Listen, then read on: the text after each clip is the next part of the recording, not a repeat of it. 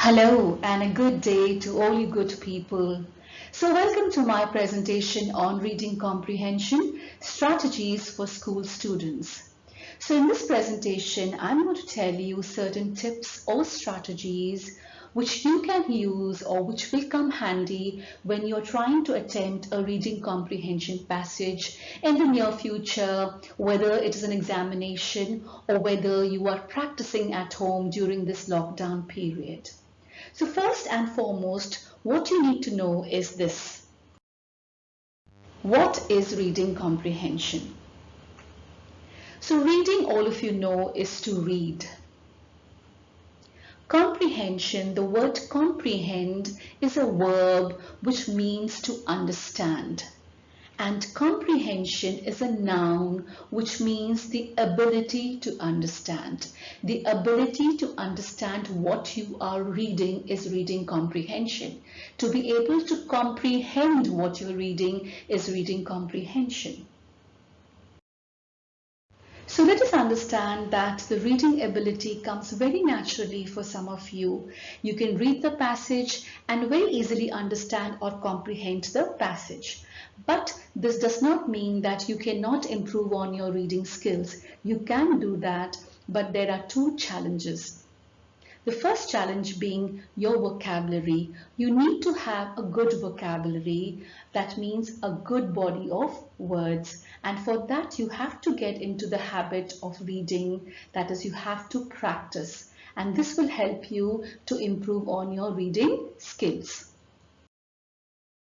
Strategy number one is quick reading, or what you call as skimming. Skimming means to just have a quick look at the paragraph. So what you need to look while you are skimming the paragraph? Read the surface of the text quickly. For students like you, it will be a paragraph. So just go through that paragraph very quickly. Remember, try to comprehend the main idea or theme or what the paragraph is all about. The first 4 lines of the paragraph in most cases gives you the central idea of the paragraph. It will tell you what the paragraph is all about. It is also a very good idea to take a pencil and underline or circle the key words in the paragraph, or even words that you feel you don't know the meaning of. It's a good idea to underline or circle them. Why? I will tell you later.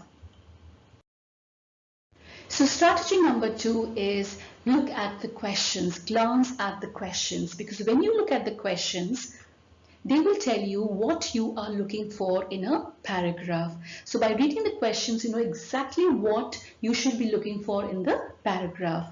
And of course, it activates your brain. Your brain starts working. Okay, this is what I have to look for in the paragraph. This question, I think I saw a key word related to this particular question in the paragraph. So your brain starts working.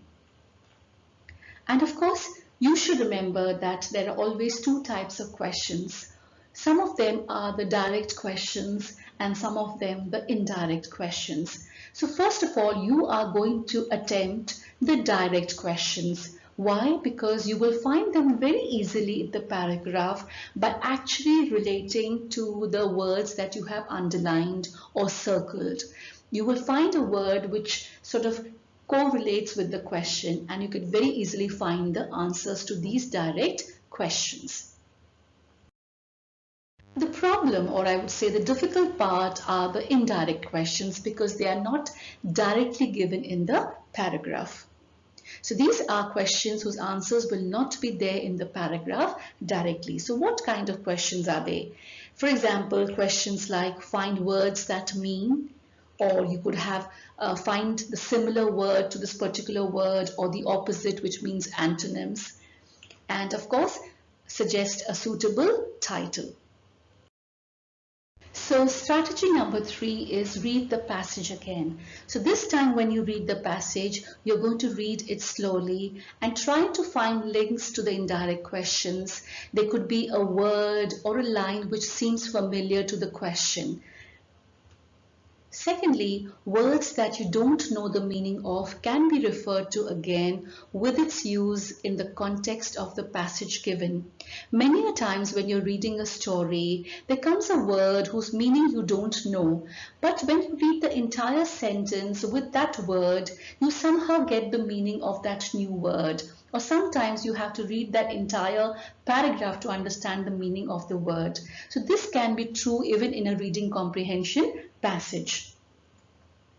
Don't waste too much time on reading again and again. You're going to leave it to that and move to the other questions in your examinations and come back to the reading comprehension passage later on. So keep reading. There are a lot of benefits of reading, the first and foremost being mental stimulation. So a case study tells us that when you read, whatever age you are in, new neurons are developed in your brain. So it's a good idea to read. And of course, knowledge. So when you are reading, your information bank increases. You get a lot of information, you get a lot of knowledge when you are reading. Next is stress reduction. So a scientific study proves that when you are reading, 68% of your stress is reduced. So it's a good idea that if you're feeling stressed, just pick up a book and read. It is going to reduce all your tensions, all your stress. And of course, vocabulary expansion.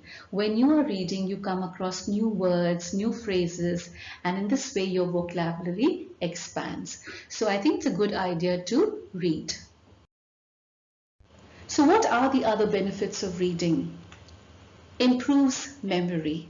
So it is suggested that when you read, it actually improves your memory power. It increases your overall brain functions and helps to increase your memory. So also when you read, your focus and concentration span also increases.